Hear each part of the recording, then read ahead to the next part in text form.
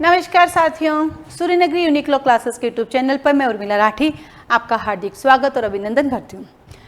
बात करें जुडिशरी की और साथ साथ एलएलबी वालों की। कैसे हैं आप सब जने? पूरे 2 दिन बाद लौटी हूँ। बिल्कुल आप सही कह रहे हैं, 2 दिन बाद आना हुआ मेरा।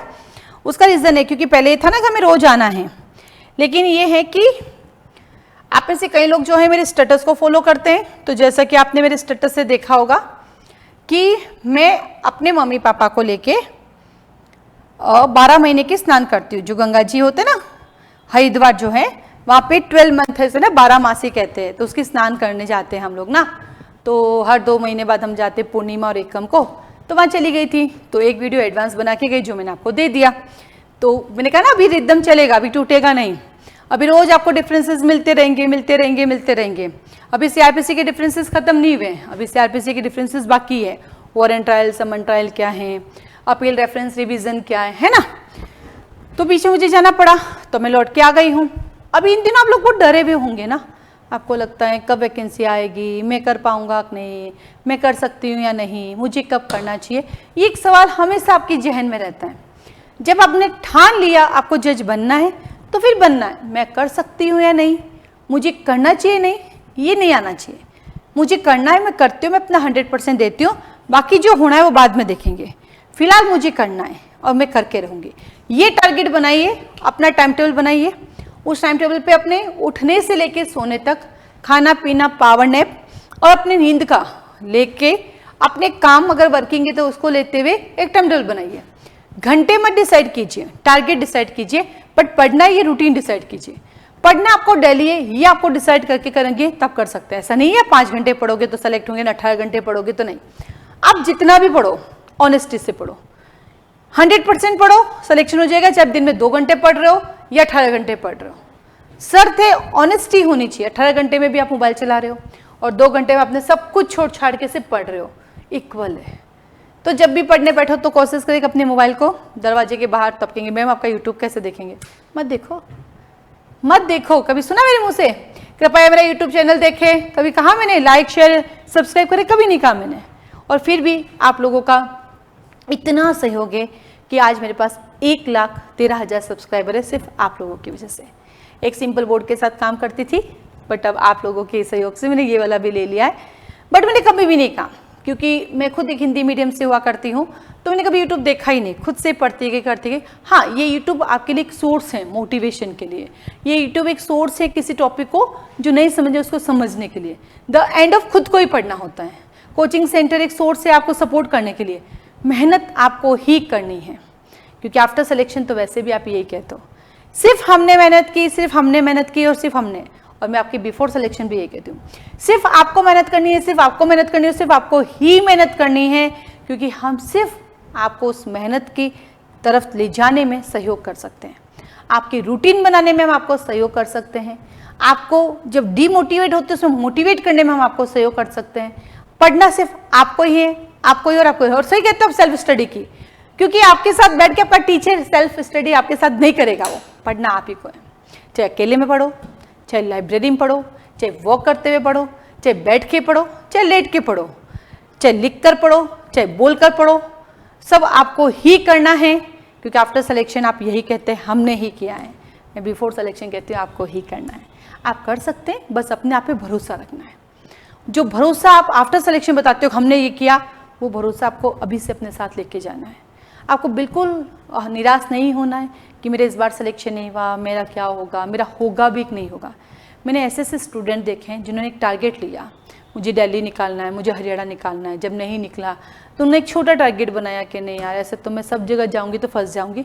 मैं एक काम करती हूँ, मुझे एक नौकरी चाहिए, क्योंकि मेरी फैमिली प्रॉब्लम है, मेरी शादी हो गई, मेरा डाइवोर्स हो रहा है या होने वाला है, मेरा पति मुझे सपोर्ट नहीं कर रहा है, मेरी सास मुझे सपोर्ट नहीं करनी, मुझे जज बनना है, मुझे आरजेएस निकालना है, निकाल लिया, या मुझे हरियाणा निकालना है, मैं निकालूंगी, या फिर मुझे दिल्ली निकालना है, निकालूंगी। एक ये सिचुएशन है। दूसरी सिचुएशन है, मुझे मेरे घर वालों को जवाब देना है। मेरी कज़न सिस्टर जज बन गई, घर में सब वाह वाह कर रहे, मुझ पे वाह वाह नहीं हो रही, कुछ भी हो जाए मुझे वकालत करनी, मैं लड़का हूँ, मुझे कमाना पड़ेगा, लेकिन मुझे उनको जवाब देना है, मुझे जज बनना है और मैं करके रहूँगा, आप कर दिखाएंगे। एक वो बच्चा है जिसने एलएलबी एंटर करते ही ये सपना सोचा कि मुझे जज बनना है, तो 5 साल उसी अकॉर्डिंग पढ़ना है कि मुझे जज बनना है। एक वो बच्चा है जिसके पापा अभी रिटायर होने वाले हैं या रिटायर हो चुके हैं, अब वो सेकेंडरी अपने पापा का सपोर्ट बनना चाहता है, मुझे जज बनना है। एक वो है जिसके पापा एक बिजनेसमैन है, वो चाहते हैं कि मेरे पापा ने जिंदगी भर बिजनेस में काम किया, लेकिन अब मुझे जज बनकर उनको आराम दिलाना है, मुझे जज बनना है। हम सब के पास कोई ना कोई टास्क है जिसके लिए हमें जज बनना है, हम बन के रहेंगे। हम इंस्टीट्यूट वाले आपकी सिर्फ और सिर्फ उसमें चलने के लिए आपकी मदद कर सकते हैं, आपको मोटिवेट रख सकते हैं, आपको गाइडलाइन दे सकते हैं।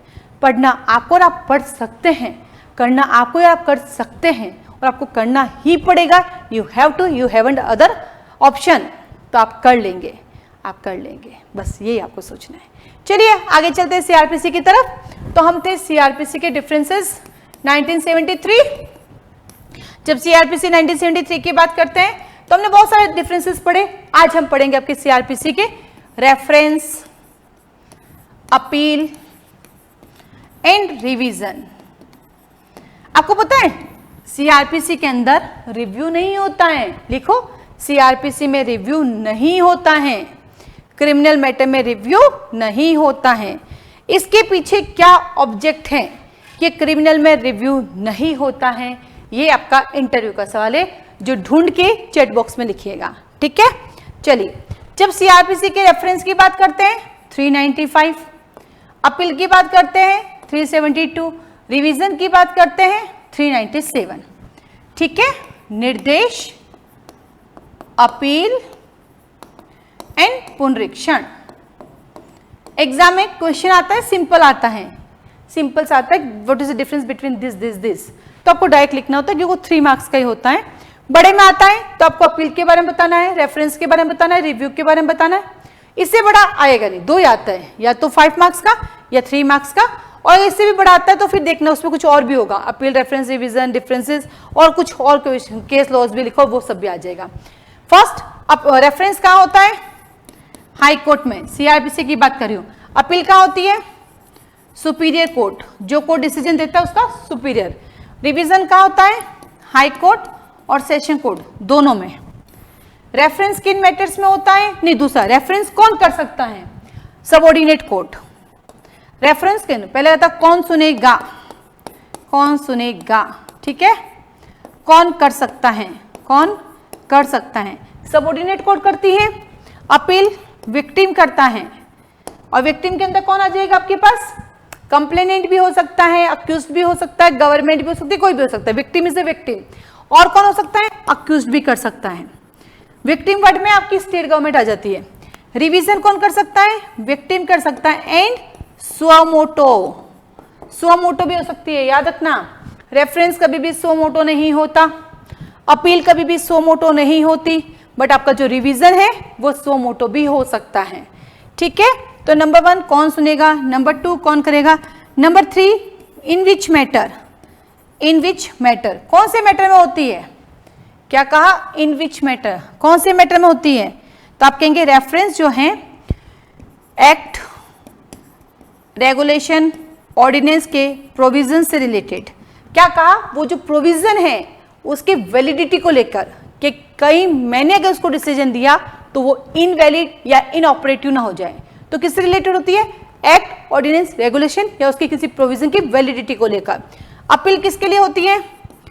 अपील 3 चीजों के लिए हो सकती है, एक्विटल के अगेंस्ट, रिलीफ, एडवोकेट नहीं होने की, और तीसरी आ जाती है सफिशिएंट पनिशमेंट न देने पर। यानी 372 के अंदर ग्राउंड्स लिखे हुए हैं कि साहब जितनी पनिशमेंट देनी थी उतनी नहीं दी, जितना कंपनसेशन देना था उतना नहीं दिया, या फिर आपको पनिशमेंट देना था आपने उसको एक्विटल, दोष मुक्त कर दिया, ठीक है। और ये किससे रिलेटेड होती है? जुरिस्डिक्शन से रिलेटेड, और किससे रिलेटेड? लीगलिटी से रिलेटेड, वैलिडिटी से रिलेटेड। जुरिस्डिक्शन भी आ जाता है, जो डिसीजन दिया उसकी लीगलिटी को लेकर, उसकी वैलिडिटी को लेकर, उसके वैलिड है या नहीं है, उन सब से रिलेटेड होती है, ठीक है।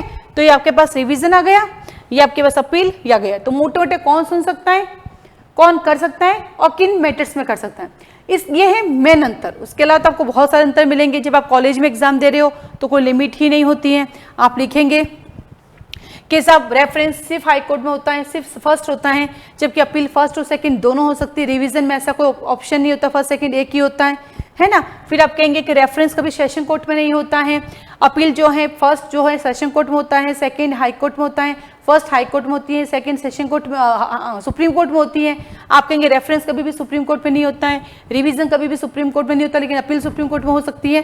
तो ये जो अंतर है ना, वो जुडिशरी पॉइंट ऑफ व्यू से काम के नहीं होते हैं। ये सारे कॉलेज के लिए, कॉलेज में तो बहुत सारे लिखने पड़ेंगे, तो कॉलेज के लिए होते हैं, है ना। तो मोटे मोटे जुडिशरी में 3 अंतर लिखने होते हैं, बाकी आप कितने भी बना के लिख सकते हो, पर पहली प्रायोरिटी इनको देना, ताकि चेक करने वाले को लगेगा हाँ आपको सब पता है, बाकी के तो उनको ही पता है, लाइनें भरने के लिए, पन्ने भरने के लिए कर रहे हैं। ठीक है, तो ये था आपके पास रेफरेंस, अपील और रिवीजन। इसको अच्छे से कीजिएगा और आपको करना है, आपको कर दिखाना है। इस दृढ़ निश्चय के साथ आज अपनी स्टडी को प्रारंभ करें। आप जिस स्टेट का एग्जाम दे रहे हैं उसका सिलेबस निकालें, सिलेबस का ओवरव्यू करें, उससे रिलेटेड आप बुक्स लाइए, बैलेट से लेकर आइए और अपनी पढ़ाई शुरू करें। और अधिक जानकारी के लिए सूर्यनगरी यूनिक्लो क्लासेस को ज्वाइन कर सकते हैं। सूर्यनगरी यूनिक्लो क्लासेस में लिमिटेड सीट्स होती हैं, एक रूम होता है, उस रूम में बैठने की 40 की जगह रहती है, ऑनलाइन में भी फिक्स रहती है, क्योंकि फोकस होता है हर स्टूडेंट्स का नाम हमें पता होना चाहिए, तो उसके अकॉर्डिंग हम लोग काम करते हैं। ऑनलाइन ऑफलाइन दोनों क्लासेस चलती हैं, आप लोग 3 दिन डेमो लेके भी देख सकते हैं। आज के लिए धन्यवाद।